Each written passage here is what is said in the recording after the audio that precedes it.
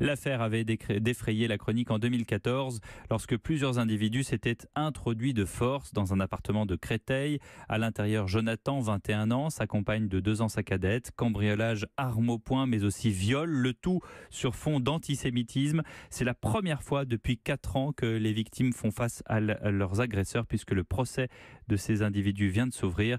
Chloé Triomphe est aux assises de Créteil. C'est en fait la première fois que Jonathan et Laurine, les deux victimes, se retrouvent face à leurs agresseurs à visage découvert, car il y a 4 ans, dans leur appartement, ce sont des hommes cagoulés qui s'en sont pris à eux. Mais le face-à-face aujourd'hui n'en est pas vraiment un. Assis l'un derrière l'autre sur les premiers rangs de la salle, c'est de loin qu'ils observent les accusés derrière leur box vitrée. Une journée difficile pour Jonathan. Je suis un peu soulagé de pouvoir avoir vu les individus. Apparemment, eux ne souhaitent pas nous voir. En tout cas, ils font comme si on n'existait pas. On n'a pas eu droit à un seul regard. Ceux qui ont déjà été interrogés, soit ne reconnaissent pas, soit ne s'excusent pas, en tout cas.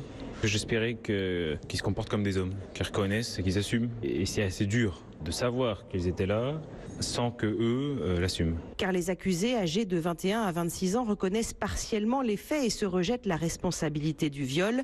Leurs premiers mots aujourd'hui n'ont pas révélé grand-chose, si ce n'est le récit de leurs parcours personnels et familiaux respectifs. Ils seront interrogés sur les faits la semaine prochaine, après la déposition des victimes prévue vendredi. Chloé Triomphe aux assises de Créteil pour Europe 1.